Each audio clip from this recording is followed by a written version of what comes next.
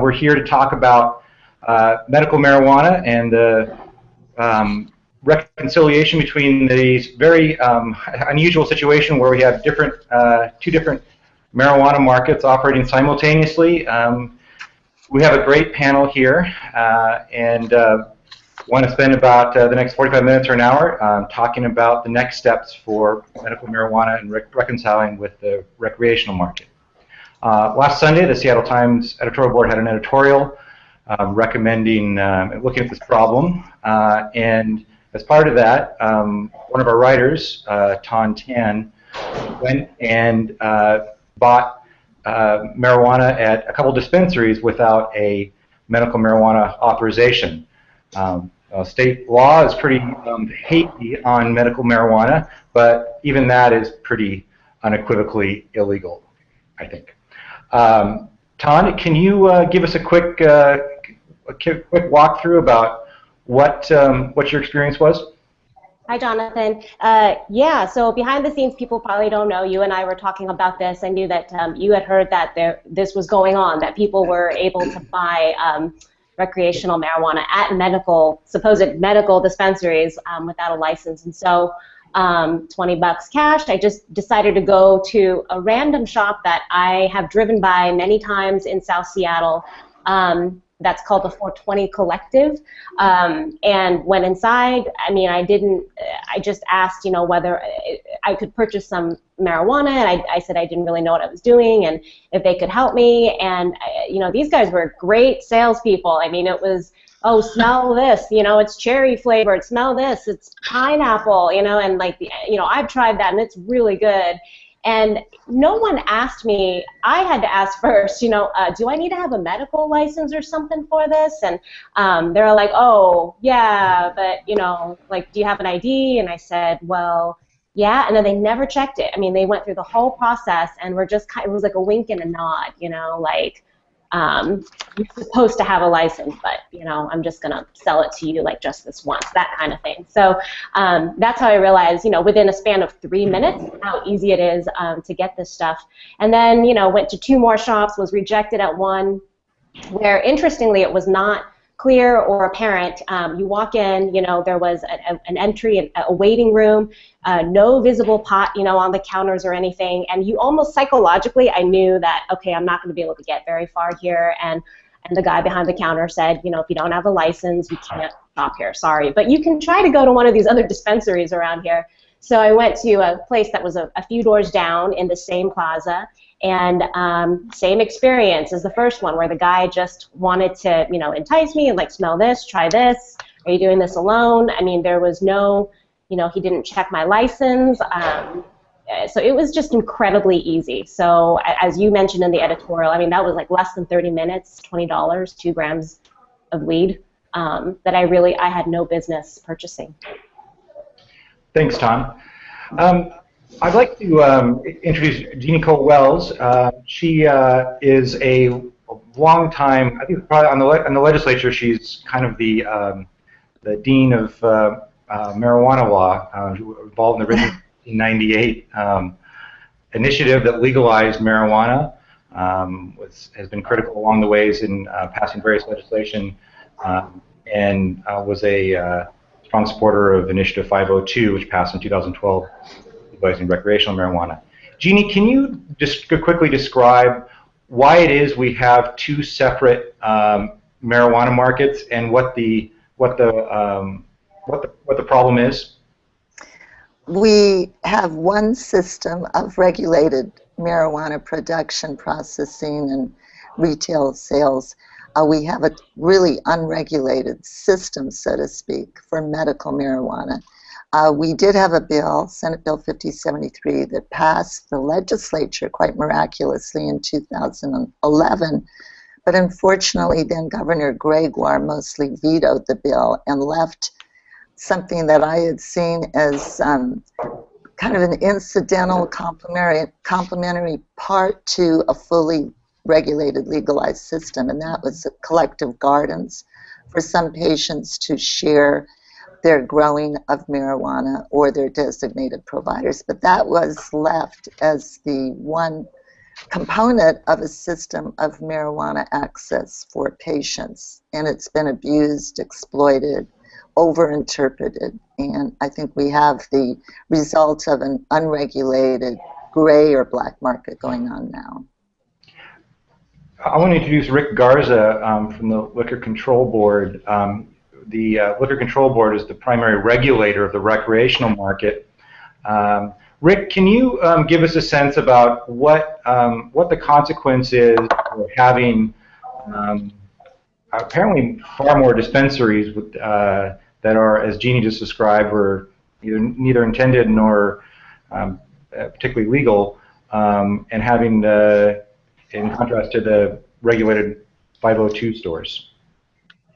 Thanks, Jonathan. I think actually Ton set up the conflict very well, because that's what we've heard that is happening out there, is that folks, I mean, the idea that it's easy enough as it is to get a card, but that you could go into 2 of 3 dispensaries and actually not need a card is the conflict. So here we have a very restricted and controlled recreational marketplace where people are putting lots of money to meet our regulations, paying taxes, going by the rules, and yet you have a marketplace out there that's in direct competition with the legal marketplace that we have.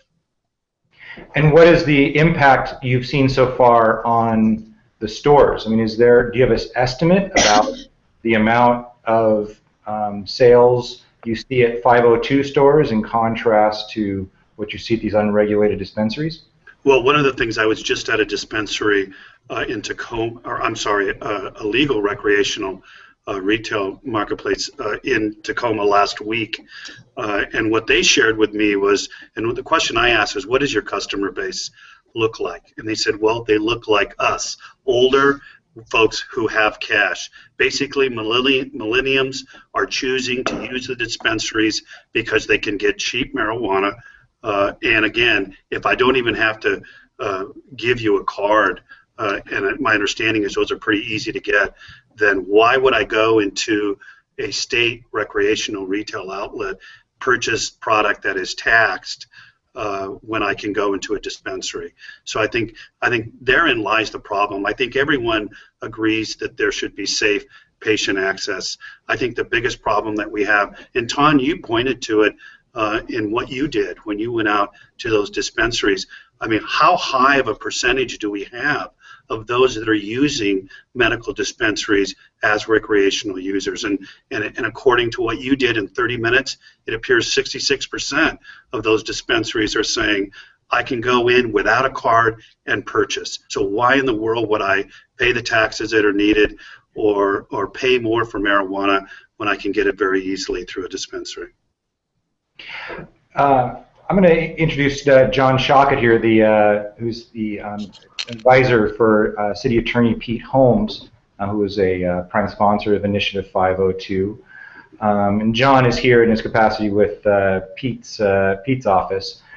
John, explain us the legalities. Are the I think everybody in towns across Washington will see these green crosses out there and wonder what's going on. Are these places legal?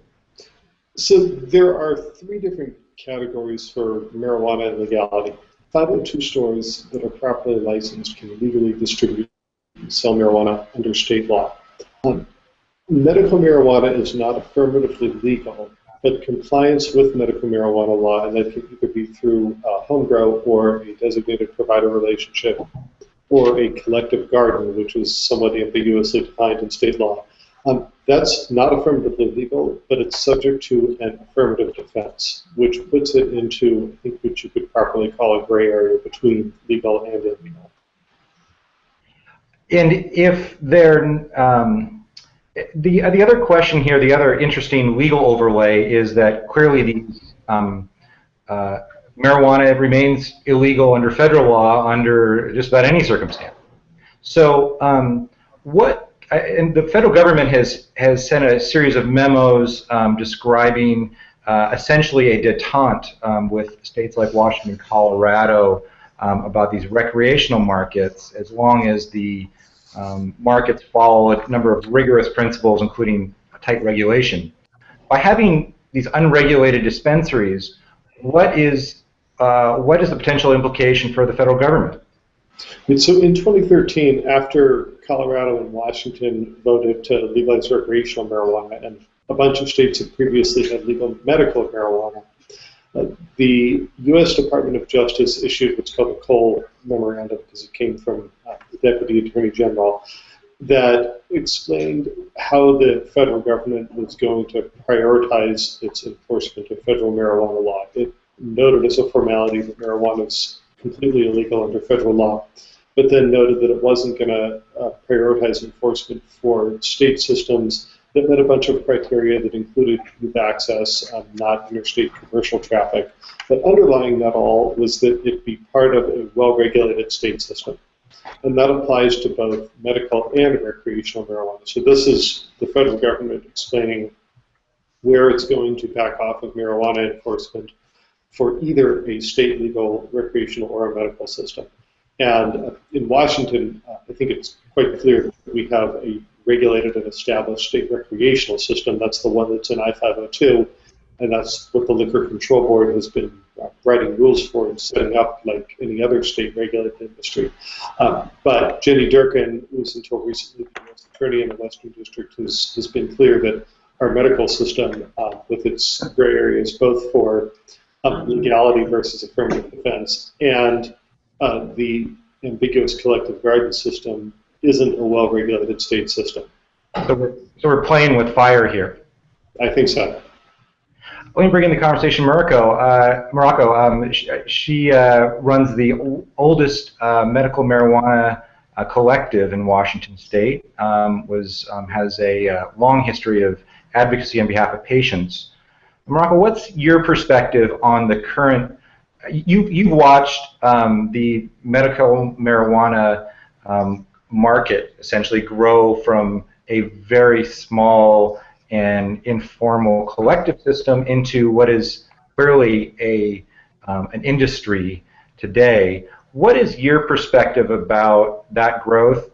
And as we're going forward, what's needed to protect the patients that you serve in the future? We certainly have a mess right now. Green Buddha started before all the commercialization of medical cannabis, which I note primarily erupted after Gene's bill was line item vetoed by the governor. And so Green Buddha treats the scene as we are an illegal institution in the state. We have obviously more than 10 members. And my belief is that the current medical market encompasses both the regular user. If you're a regular cannabis user, in the last few years you became a patient. You became invested in patient culture. You became invested in patient rights. And from my perspective, I actually think the sincere patient, the patient for whom perhaps the statute was most appropriately written, cancer patients, those with neurological disorders, Parkinson's, MS, etc., are actually a very, very small portion of the current, quote, medical marijuana market. So I see the current medical marijuana market as primarily a recreational market that has some sincere patients in it. And then sadly, the I-502 system right now, as Rick has noted, has novelty seekers and the tourist in it. And so we have a bit of a mess. We need to, my belief is, merge these two systems together in a fashion that will still protect the sincere patient, but also encourage the new, what needs to be a vibrant industry, the 502 industry. And for that, I believe they need to be merged, and I believe real patients need to be better protected. Thank you. I'm going to turn to David Mendoza, who is the new marijuana advisor for Mayor Ed Murray. Imagine there was a few people that were interested in that job. David, I think you said recently that you thought that a strong majority of the patients in the medical marijuana market were recreational users. If that's the case, what can the city do to address the proliferation of dispensaries here?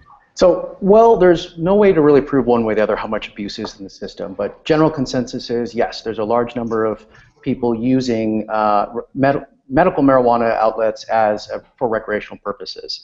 And we have recently started announcing a range of things we are looking at to reduce the capacity, the growth of that has happened. The way we currently regulate medical marijuana, there's really few tools outside of criminal law enforcement for us to prevent new outlets from opening.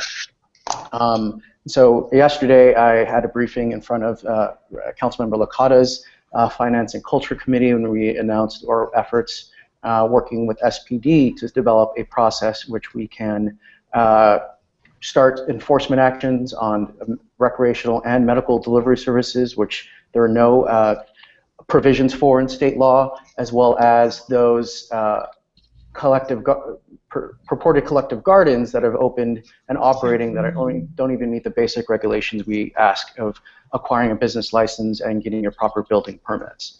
So those are our first active steps we're taking, and we're proposing a regulatory license for 502 licensees and what we're calling a certification for collective gardens that will allow us to stop the growth. We will only allow those collective gardens that are currently registered in our system to move forward. So that's the closed universe right there, and the additional distance requirements and packaging or further rules that we think can address some of the public safety concerns that we've been hearing from community and patients as well. You mentioned the delivery services.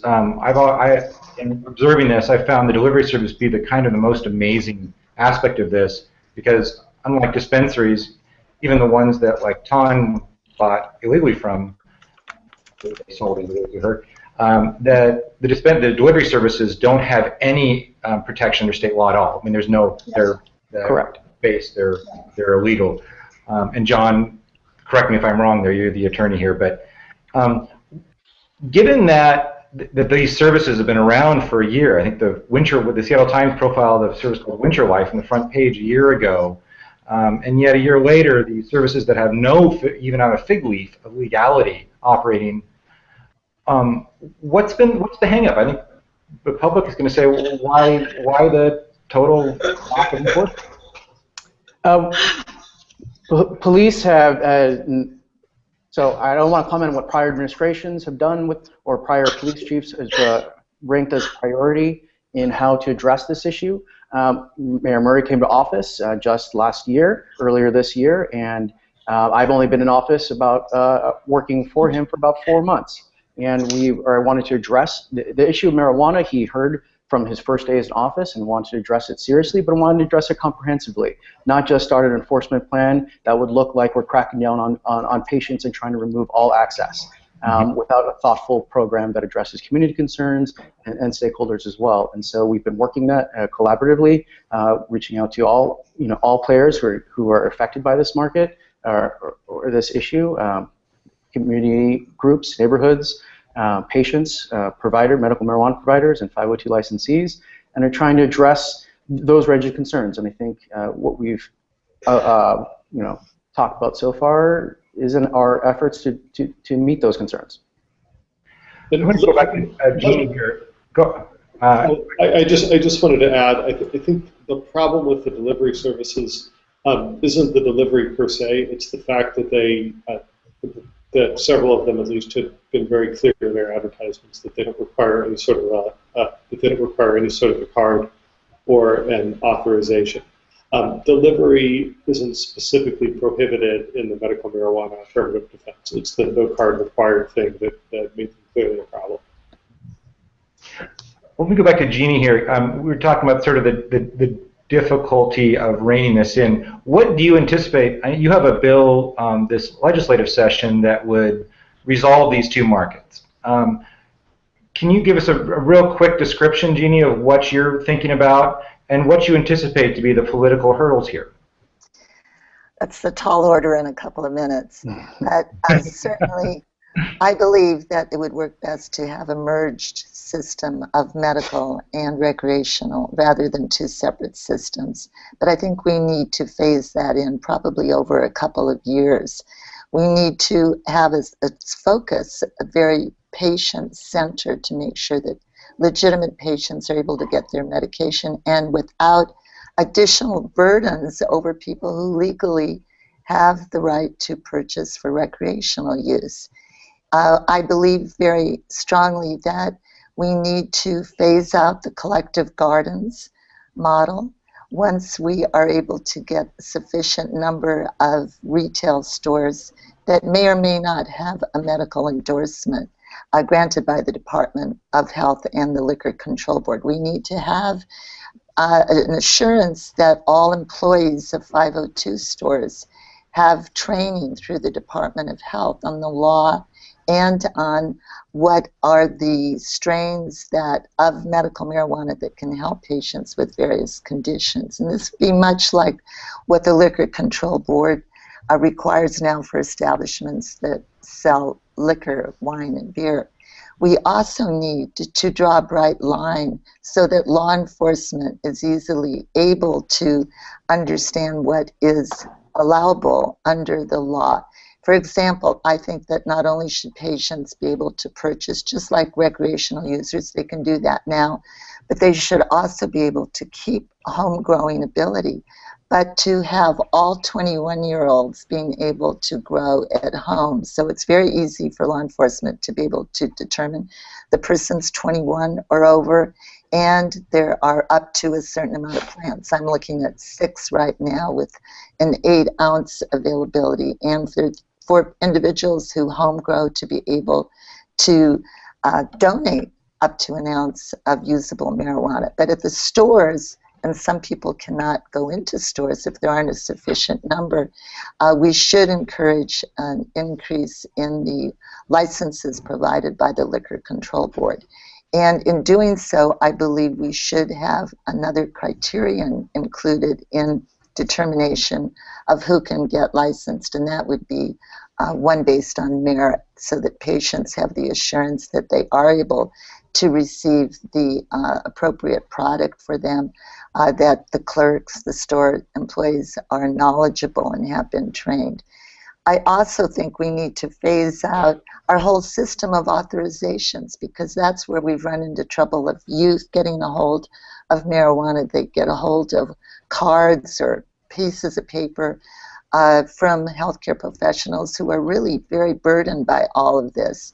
So I envision that instead of having authorizations, that individuals can go into a store, they can purchase low THC marijuana, not for recreational use, and be able to get a tax exemption for that as an incentive. For those who actually benefit from THC, such as a cancer patient who finds benefit in reducing the size of tumors, they could apply for a medical waiver to the Department of Health. Department of Health would just check in fighter, is this a person a patient of yours? Does this person have cancer, multiple sclerosis, or whatever it is? And then the DOH would grant that medical waiver. So let's come up with a cleaner system for patient access. I do believe that there will be political hurdles. I anticipate there will be many different bills that are introduced in the legislative session. But it's up to me to make a case for why I believe my approach would work the best. You know, Jeannie, when you're talking about the medical authorization issue, I saw Muraco nodding vigorously. I had an experience myself a few years ago where I went to HempFest and just walked in and wanted to test the market, and walked in and got a medical marijuana authorization without showing any medical records. And it was interesting that one story, not exactly not exactly Watergate, but it resulted in a number of the some of the few medical providers that have had lost their license because of abusing this law. Muraco, what's your perspective about the sort of the green card mills? And the green card's a scam. The green card's a scam. I have cancer patients that can't get their regular oncologist to authorize them. They're scared to do so. And as we know, anyone 18, 21 and older pay $75, go to a place and get an authorization. So the scene is a scam. One of the joys of Jean's proposal, I believe, is By not having authorizations, I actually think this is going to free doctors up to start having conversations with their patients. If they're not going to be asked for an authorization, which still makes a lot of mainstream regular doctors very nervous, they might be more apt to have conversations about it. We might actually return back into the doctor forum medical cannabis. I also want to note there's another very important part of Jean's bill here. It's fine to start shutting down illegal delivery services, certainly Winter Life, 100% illegal, etc. I know they went down about 2 weeks ago, though, and I probably took their clients with them. And it's fine to start addressing the 50 or 60 dispensaries that opened after November of last year, for example. But all of this, if we are going to be shutting this stuff down without increasing the supply within the regulated system, it's not going to drive anybody into the stores. And so we have to do this. This is the other part of Jean's proposal that's so important. She wants to free the system up and actually put more, get more into 502 system, free up the licensing, etc., so that it can be sufficiently supplied so it can better compete with the illicit markets. We're not going to drive patients or the public in to go pay 4 times the cost of medicine, current price differential between the I-502 and recreation and delivery or medical, without seeing a price drop. So we have to boost the system up. And it has to be combined with the shutting down of the other illicit markets. And that goes the question to Rick there. There's I think by some guesstimates there's David may correct me here, but I think there's 150 or so dispensaries in Seattle. I think there's 5 stores and 5 recreational stores in Seattle. Rick, David, is that about right? So we have 6 recreational stores open, and I think about 3 more whose are in the final stages of being licensed. And we have a list of 330 marijuana-related businesses, and it's hard for us to determine from that list who are currently active and open, if they're a storefront kind of operation, or if they're recreational. Part of the goal of further regulation is so we will be able to at least identify folks and be able to categorize them in the right areas and keep track. So, Rick, to go to Muraco's question there, or point, what can you guys do to bring down this price to make it competitive with the black market and dispensaries? The recreational market has kind of stood up fairly slowly. You guys have gotten some criticism for not licensing enough producers. What's your perspective about the going forward to help bring down this price to make it competitive? Well, I think the first thing you have to do is remove the competition. So if you know that you've got over 300 dispensaries in Seattle, and even Muraco, and I respect her opinion, is suggesting that the majority of those are recreational, we don't know exactly the percentage, then how can you have a viable marketplace if you've got that kind of competition and that price? Remember that we initially set up 334 retail locations based on the fact that we thought in the first year we'd have somewhere between 13 and 25% of the marketplace. As we move to properly regulate medical, where we're actually, and I don't know what the percentage is, Muraco probably would know better than anyone of what it looks like. If we're going to move maybe 70 to 80% of those users over to the I-502 system, then we will need to increase the number of retail locations, not only in the city of Seattle, but statewide. Getting back to why are we only at 6 locations in Seattle, possibly 8 or 9 in the next few weeks when we have 21 that we've identified. Most of the go ahead, Muraco.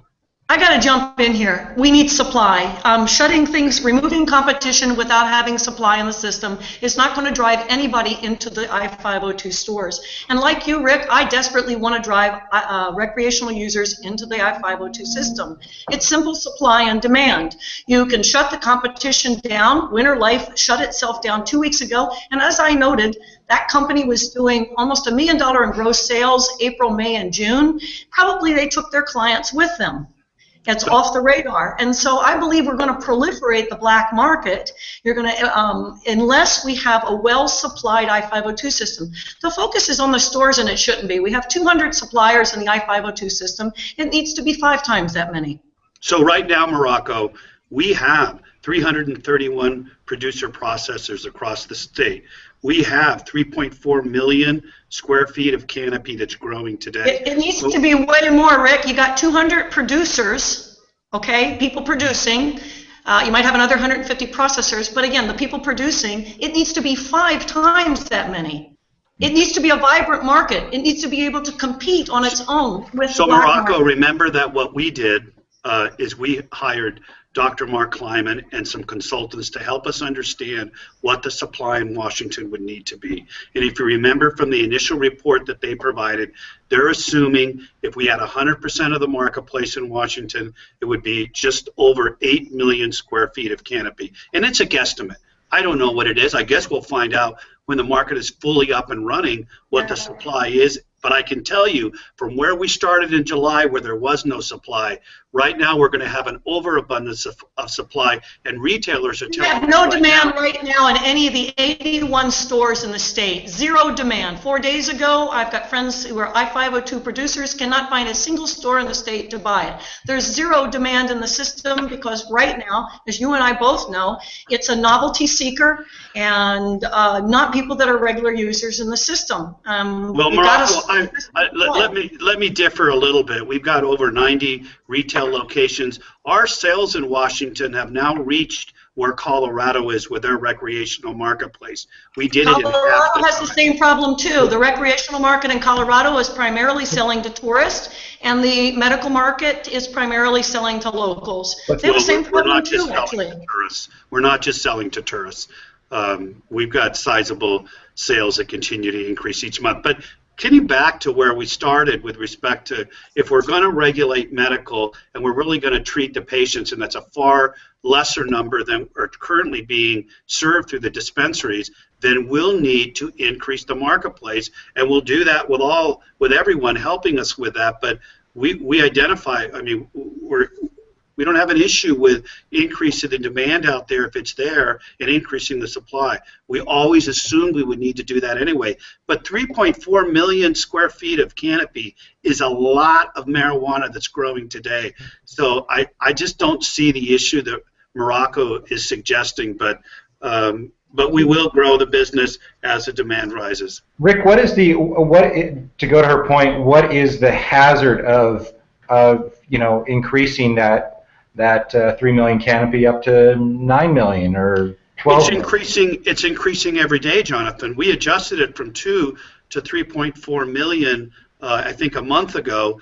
As we continue to license producers and processors, that canopy will increase. It's increasing today. So we're not stopping.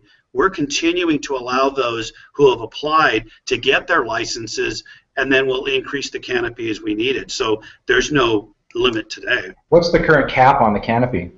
I think it's just over 3 million, and we're there. So we'll continue to, by rule, continue to increase the canopy as we license more producers and processors. To go back to the city perspective, David, one of the questions we got from our readers was what the city is going to be doing about the extremely high THC products that I think there's products called shatter, and there's dabbing. Is the city talking about doing something more aggressively about these products that are known as sort of the crack cocaine of marijuana? Right. We're looking at, in our regulations, prohibiting a range of different products, including edible products that are attractive to children, like gummy bears and lollipops, but also these products like shatter. I'm struggling. I'm working on reaching out to medical marijuana folks to see if there's any medical marijuana benefits to those. I'm having trouble finding someone's not finding a strong case for that. So we are looking at banning those kind of products, which essentially only have a recreational purpose. But how we define them in law is a challenge, and it's something I'll be working on with John as we develop it. Yeah, I'm going to throw the question out to anybody here. You know, there is a long history of a black market marijuana sales here, going back for as long as people have been growing pot. Is there a marketplace that can have to kill the black market, as Initiative 502 campaigned about? Is that a realistic? Is that a realistic goal? Yeah, it is realistic that 502 could overtake the black market, all the illicit markets. Absolutely. The production cost for indoor and outdoor production, economies of scale. Right now, the indoor production costs are a little over about $1 a gram. You've also got taxes and everything else, brings it up there a bit, but it's about $1 a gram. It's less than that for outdoor pot. I grow marijuana in my home that I take into Green Buddha, sell it to myself, and I know my production costs are considerably above $1 per gram. And so if 502 actually got well supplied and got rolling, it's going to beat out my capabilities of being able to grow the same quality at home. Now, I may still grow my 6 plants at home because I like my own particular little strain for my back disorder or my seizures, etc. But yes, I do think the 502 system, if it was made more robust, could compete with the black market, illicit markets fine. Yeah. I think also that it's really important as we grow the market that we ensure that patients have the best protections possible for the quality and the robustness of the product that they're able to get for medical needs. And we need to eventually phase out, as I mentioned earlier, the whole system of patient authorizations. If anybody can go into a 502 store that is who is 21 or over, then patients should be able to get the product they need with a licensed delivery service for those who are not close to a 502 store, with assurance of testing for insecticides, pesticides, and contaminants and so forth, because patients have greater sensitivity and fragility that can be very much determined by the product that they get. Patients who want to grow at home, along with recreational users who want to grow at home with strict guidelines, I believe are going to help cut down and eventually eliminate the black market.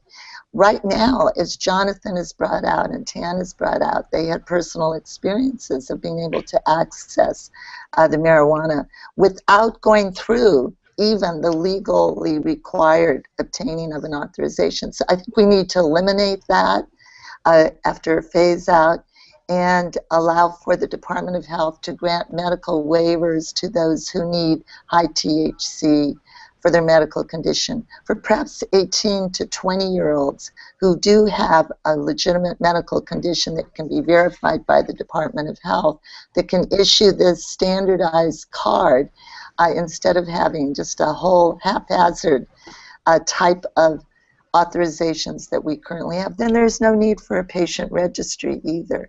It'll be very simple, and I believe we can get there in a short amount of time. Jonathan, I wanted to clarify.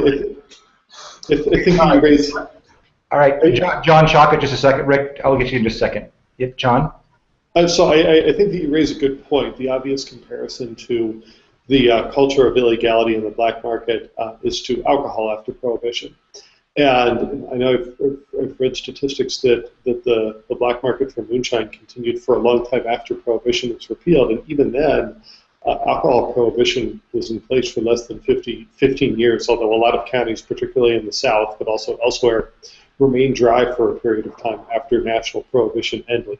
With marijuana, it's going to be more of a challenge because it's been illegal for a lot longer. So people who use marijuana have built this culture of functioning in the illegal market, and it's going to be harder to shift that into a legal market. But I think we can do it, and I think that it's really a tool track thing. One is we need to make the legal market something that works for both recreational and medical users, and having an appropriate supply and reaching the right price point that people will use it, but that it's not so cheap that people overuse the product. And then secondly, once we have that, the more robust our legal marketplace becomes, the stronger a hand we need to use in enforcing our laws against the illegal marketplace, because that's going to raise the cost of doing business in the illegal marketplace and make the legal marketplace a much more convenient place for anyone who wants to buy marijuana to do so legally, safely, with proper labeling and testing and in the regulated tax system that the voters wanted. Hey guys, this is Tan. I have to leave here in just a moment, but I did want to address a question that someone's asked me and also wants to ask the Seattle Times, and I'd like your input on this. But this person, Mr. N from Seattle, is an MMJ patient, and he's asking, do you really believe your experience of visiting only 2 dispensaries is really representative of the MMJ industry in Seattle, or might that have been a fluke? I'll be the first to admit this was not a scientific, it wasn't a huge experiment here. It just happened to be, let's just go to 3 random shops and see what happens. What is your experience though? Was this just a fluke? Nope. I have a very pretty staff, April, and she's made it a habit for the last few years of going to dispensaries just as a joke. She walks in, she looks at them, she says, I don't have a card. Is it okay if I just look around? She's never been refused. She's been to almost 50 of them in the last 3 years. She then will then say, can I get that? Will you let me buy that? And only one of the 54 dozen or so places she's been to has refused her. So no, I think your experience is accurate. I see David nodding his head too. Right. I've heard anecdotal story. There's no scientific data. There hasn't been any good large study of someone going to each of the stores finding this. But yes, I've heard these similar stories from people accessing medical delivery, so-called collective gardens who are operating in storefronts. Those kind of things are happening. And just to kind of build up on the prior question was, our regulatory system has really been criminally law focused. In the wake of 502, the voters said we don't want to have a criminal regulatory system only. We want to do this civilly and not put people in jail. But our systems are still very much focused that way. And so as we move forward, the cities and the state government needs to start working on ways we can discourage these behaviors without having the kind of immediate damaging, especially young people, of a criminal record. If you're a street dealer right now, it can be a felony for that kind of thing. Maybe we can create a step process. We should look at new ways to discourage these activities without only criminal charges being in our toolkit. On that point, and Rick, I'm going to get back to Rick here in a minute, but the federal government has been had to take an interesting tack in the last few years of medical marijuana, with some obvious exceptions. They did pretty heavy-handed criminal prosecutions, but they've used civil forfeiture laws more than they have criminal laws, at least here locally, in my observation. So they'll send letters to landlords saying your tenant is operating an illegal business, and that does a pretty good job of shutting something down. It may not in the future, though, Jonathan. They just had the first dispensary win one of those cases in California. And so may send a different note through the community that. Rick, I'm going to go. You want to pop up here a few minutes ago. I just wanted to clarify. I think I had misspoke. The 3.4 million canopy that we've approved is not the limit. The limit that we have by rule is 8.5 million. So we've already adjusted it to take into consideration that we're going to continue to license producers and processors, and we're going to have a larger supply than we do today. I'd like to also mention something, Jonathan. I mean, we talked about access and availability and how that can affect the black market, but we also have to look at affordability, as is mentioned.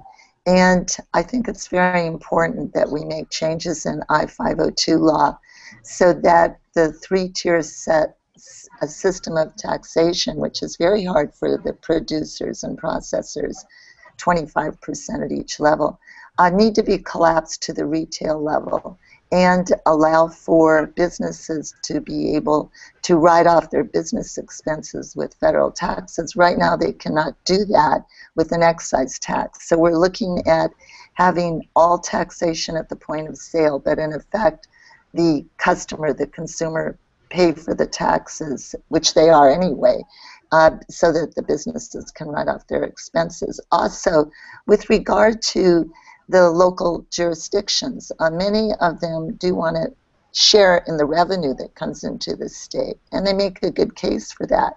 But I think it's very important that any city or county that bans I-502 stores not be able to share in the revenue. And also, if any city or town wants to keep a ban or initiate a ban, they would have to take that action as a referendum to their voters to get approval. Thank you for that notice for us, local jurisdiction, Senator. I just want to explain a little what that cost is. The cost isn't in regulating the 502 businesses, which are very regulated by the Liquor Control Board. It's in helping those 502 businesses succeed by helping shrink the take care of the black and gray markets, and that's right. Those are legitimate, very expensive operations to do that we're already undergoing without any revenue share actually on the table, but we know it's the right thing to do. And the other thing, if I can say it quickly, we do have a problem, certainly in Seattle, with the number of stores that are able to be licensed, and the Liquor Control Board is moving ahead with making adjustments. But I think it's important that we look at that 1,000 feet buffer. Right now, there has to be 1,000 feet between any store siting and a school, a daycare, a transit center, a video arcade, a playground, and so forth. And I think what we need to do is keep that 1,000 feet buffer for schools, but give authority to our local governments to be able to adjust downward or upward for everything else.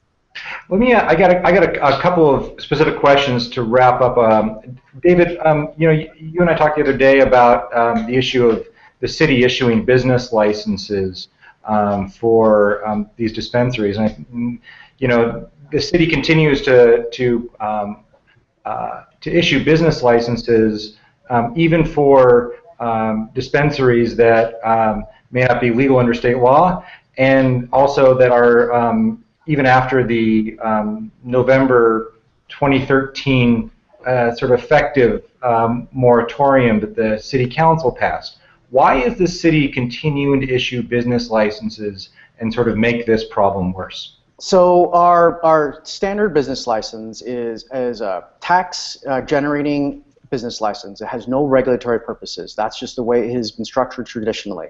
Other jurisdictions have taken different methods where they can both tax and regulate a business for very general violations of the law. The only way we can reject or revoke a business license, please correct me if I'm wrong on this, John, is for very specific statutorily defined reasons. And we also, within that, don't ask for the nature of the business when they're applying. We only have identified the businesses as marijuana related because of their names, or we find them on sites like Leafly or Weed Maps. And so we've put them into this category of marijuana related. So that's one issue. That's why with the legislation that was passed last year, the activity that was banned was major marijuana activity that said, that defined it if you had 45 plants or more or 72 ounces or greater. And that's a determination that can only be made after something is already open. And so if you are able to get a business license, you feel you can open, and the way our current regulatory system is structured, the only way we would know if they're in excess would be an inspection from our Department of Planning and Development. And those are only triggered by complaints sent to the Department of Planning and Development. We only get 12 or 13 complaints a year. So those, we don't have the staffing to proactively be out in the field looking for all these kind of activities. So we named 2 in the Seattle Times on Sunday that were operating outside the law and appear to not have business licenses. Have you guys looked into those 2? As I said, we're looking at enforcement activities against unlicensed collective gardens. Okay. And Rick, I had one specific question for you that just sort of popped up in the news. There was the U.S. Department of Justice said today that it was not going to interfere with the tribes from selling marijuana. What's your perspective on that? Well, I just saw it myself, Jonathan, so I don't know that I have a perspective. I thought early on we had concerns that given their federal reservations that they wouldn't be able to be involved and acquire a license. So I think that's something we'll review. I don't really know what the impact would be, but if I may, Jonathan, I wanted to get back to one issue that the senator raised, which is the 1,000-foot rule. So remember, early on, before we even began the process, we already had seen maps from the city of Seattle that there were going to be very few places that would be allowed because of the 1,000-foot rule, and as the senator said, because of the seven different entities. So I think that's been the biggest obstacle. In most of the cities of the state, we've had no problem getting the retail marketplace up and running. What we're finding in Seattle, and it's exactly the reason why we're not at 21 right now, is that many of these places, unfortunately, some of them applied in the same location. So those that did win the lottery are having to find new locations. The rents are absorbent and too high because obviously those landlords know that these are the only retailers that they'll be in your city. So I think lack of financing, I think the fact that people thought when they acquired the right through the lottery that they could sell these. Well, you can't sell something that you don't have a license for. So I just want to share many of the issues that we're having in Seattle are often blamed with respect to the citing of the retail locations on the board, when in fact much of it has to do with the restrictions that we're seeing that were placed in the initiative, not by the board. And the 1,000-foot rule is one that I think, like the senator said, we need to look at closely. I think the 1,000-foot rule needs to apply because of the federal issue on schools, but I'm not sure that it needs to apply to all the other entities that are named in the initiative. Not only if we open up the system with that and allow for more locations, but I think that's something we need to look at. So thank you, Jonathan.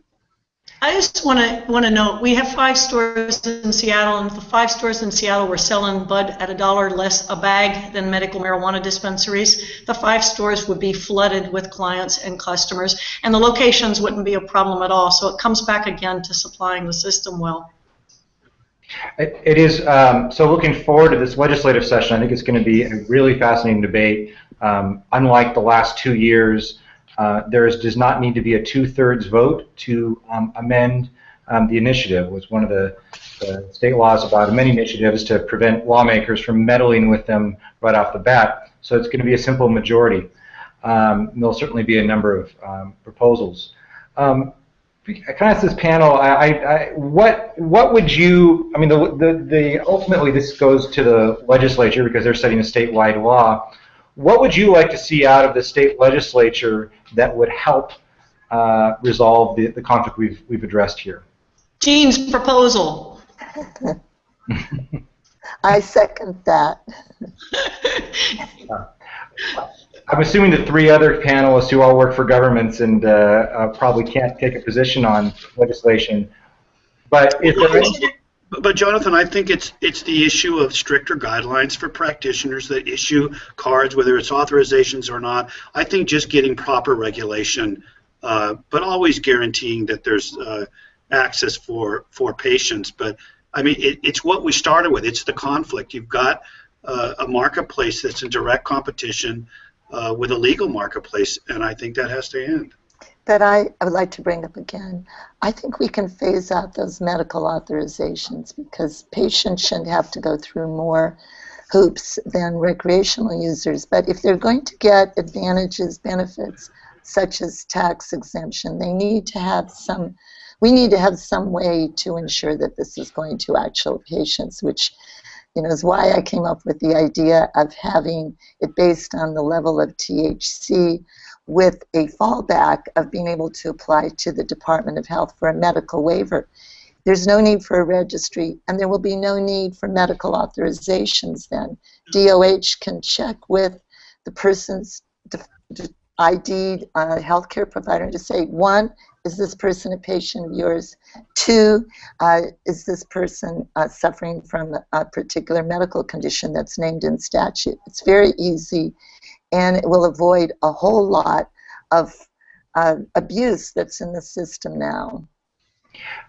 Any last words before we wrap up from anybody in the panel? I think Jean's proposal is an excellent balance of increasing and making a vibrant 502 system, and also caring and trying to ensure that sincere patient continue to get access to high quality medicine, reasonably priced, fully checked for pesticides. So I think her proposal is a beautiful balance between those two, and we need something visionary like this to get out of the medical regular mess. And we also, by the way, need to have individuals like Muraco, who has the knowledge and the experience to be able to provide the assistance to patients, which right now she's not legally able to do unless we change those 1,000 feet buffers. So I'd like to give her the type of precedence. Well, I really want to thank all of you. Go ahead, David. I was just going to say, I just wanted to, we're at the city, whatever we're doing is only a stopgap measure to address the serious concerns we've all been talking about today, and we are very much looking towards good senators like Senator Cowell and our representatives in Seattle to help spread the word that we need the state to step in and create a system that makes sense for patients and just adult users. But thank you. Great. You guys, thank you so much for spending the time. Hope you enjoyed it. And probably watching a link to this, a playback of this will be on the Seattle Times opinion page. Feel free to email me at jmartin@seattletimes.com if you have any comments or suggestions. Thank you guys very much. Appreciate it. Thanks, John. Thank you. Good day.